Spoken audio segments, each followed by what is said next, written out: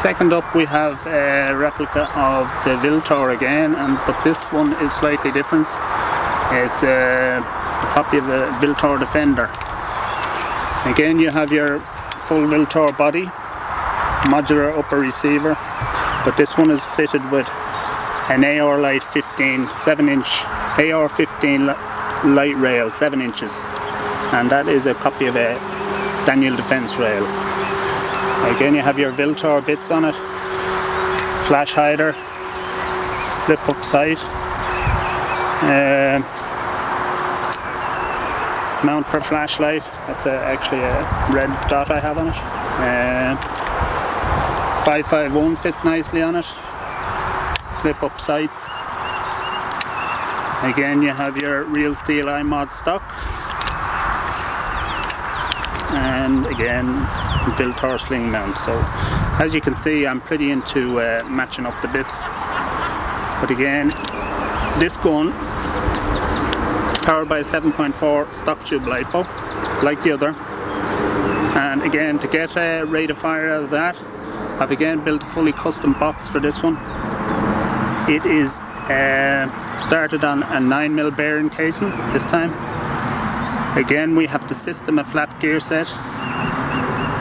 What I did in the top half was just experimental. I was using Guarda 6.02 precision barrel, but to get that to work right, what I did was I put a whole Guarda top end in it. That's to say, I put Guarda cylinder, piston head, cylinder head, nozzle and hop-up unit. So that matches it up and gives it a bit of accuracy, while the Sistema gives it a bit of speed. Also, as an experimentation on this one, I fitted a Guarda infinite torque up motor, and it's obviously higher torque than a high speed, and what we're hoping for there is a snappier trigger reaction.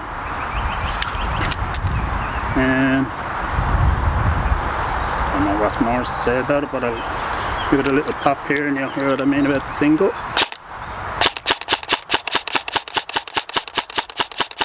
And that's without a micro trigger, isn't it? That's just with your ordinary trigger switch.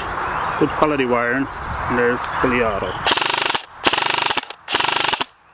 Again, not short stroked, that's just purely the speed of the motor running that. Speed of the motor, yeah. Wow. Speed of the motor, high speed gear set. Yeah. You know, sometimes it can be too much with a high speed motor, but as I say, this is a torque up motor. Again, and I'll just...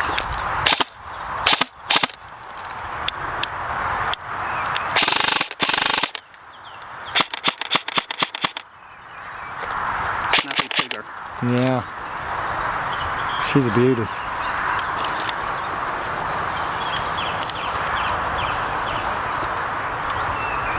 So that concludes your stash of guns. Now, when I say that concludes the stash of guns, let me just say something.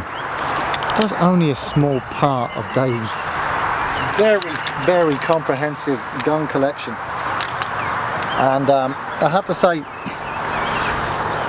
you know, when we go to a lot of the airsoft stores and we buy stuff, it's stock equipment that you're buying, and you know, there's some very high-end stuff, there's some very low-end stuff, and there's some very mid-range stuff.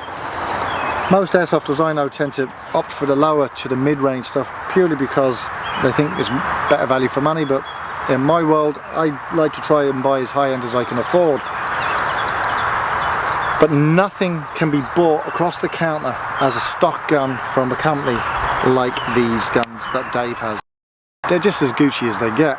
I mean, every piece is researched, sourced, and then tweaked to its utter perfection, and then placed lovingly into this machine. And I have to say, a couple of my mates and myself have all played around with Dave's guns, and nothing on the market, and I mean absolutely zip, zero, nada, nothing comes close to how they feel, how they look, and most importantly how they perform. They are a pleasure to hold, and I believe, not that I've had the luck of having to own one of these, but I plan to change that down the line like everybody else, the session ends and we can all start living again. But I will own one day a Dave Barry gun, because it's my mission of intent, because they're that good. DB specials, absolutely outstanding. And I want to thank personally Dave for spending some time with us and just sort of listing off what he has and how he put them together. And maybe down the line we might get Dave behind the camera again to do some, if he'll allow me, to do some little, short videos on little tips that he has for modding certain guns. But until then, bet you wish you were me holding this bad boy. This is Oddie's Airsoft. See you later.